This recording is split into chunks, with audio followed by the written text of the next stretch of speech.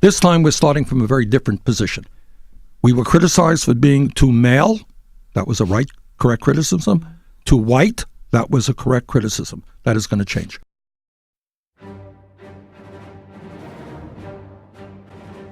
The challenge we confront today as a nation and as a world is in many ways not different from the one we faced a little less than a century ago. Economic and social disparities led to the rise of right-wing nationalist forces all over the world. We have the most dangerous president in the modern history of this country, somebody who is a pathological liar, a fraud, an authoritarian, a racist, a sexist, a homophobe, a xenophobe, and a religious bigot.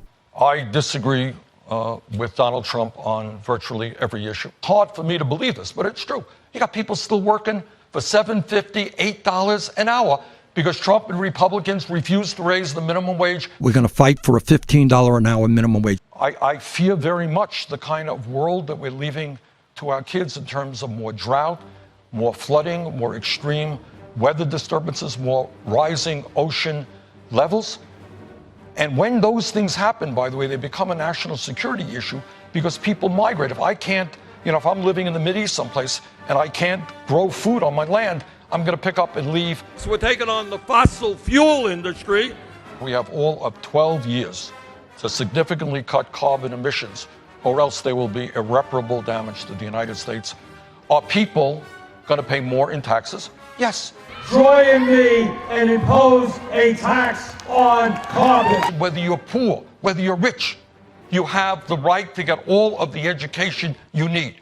And that is why I believe we should make public colleges and universities tuition free. Healthcare in America must be a right, not a privilege. Black women are more than 3 times more likely to die from pregnancy than white women.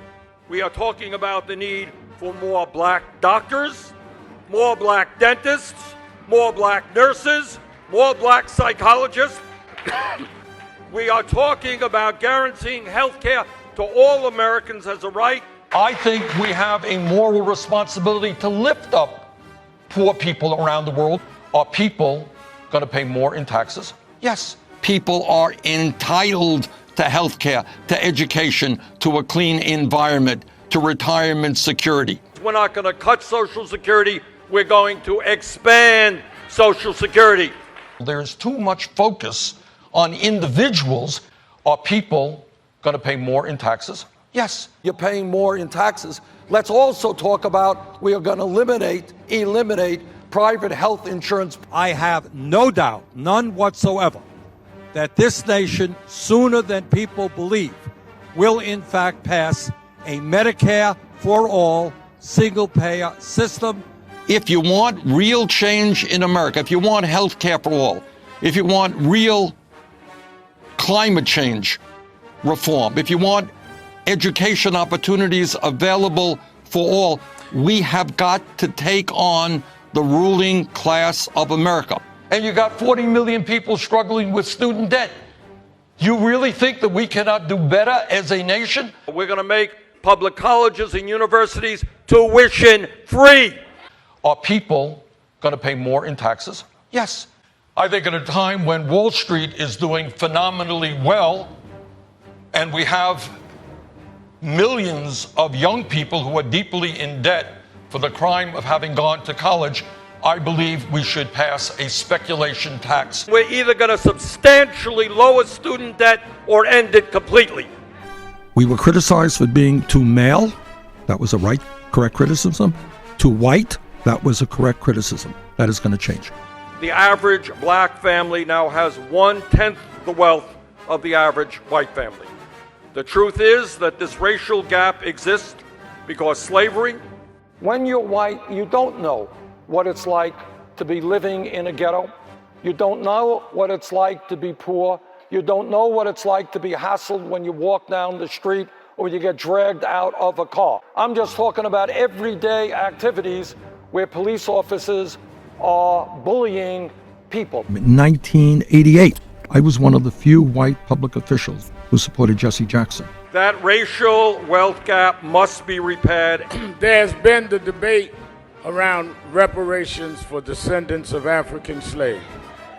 If you are elected president, Sheila Jackson Lee, a member of Congress, has a bill calling for a commission to study reparations.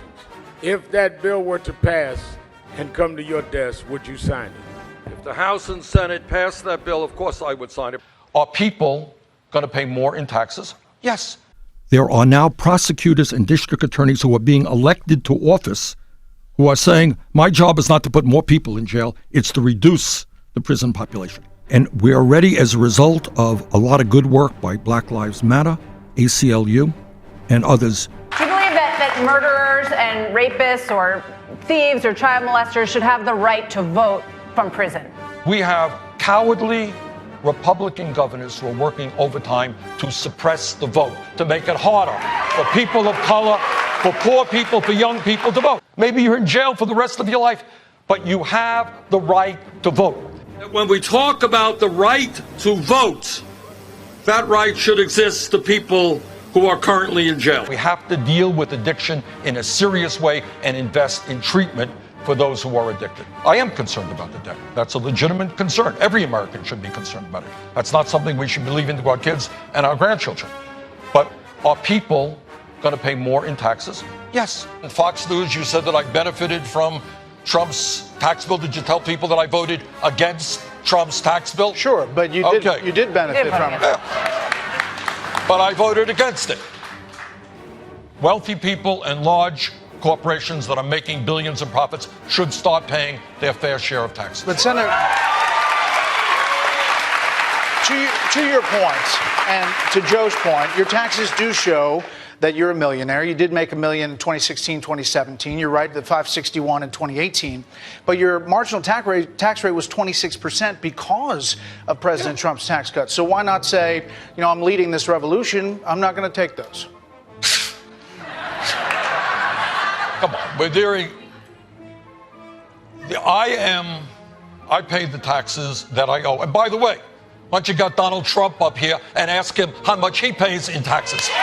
What we need to be doing as a global economy is making sure that people in poor countries have decent paying jobs, have education, have health care, have nutrition for their people. That is a moral responsibility. Are people going to pay more in taxes? Yes. Across the globe, the movement toward oligarchy runs parallel to the growth of authoritarian regimes.